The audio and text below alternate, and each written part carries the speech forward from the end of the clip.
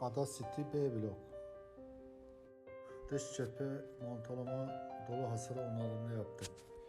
Bazı kısımlarda fileli sıva yaptık.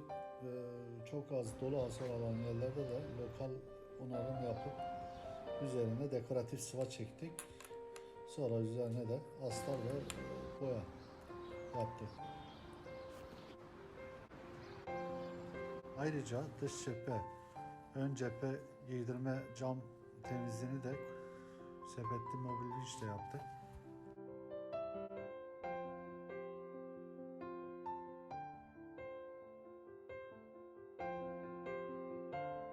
Buradan bina sakinleri ve yönetici Veli Bey'e bizi tercih ettikleri için çok teşekkür ediyoruz. Selamlar, saygılar.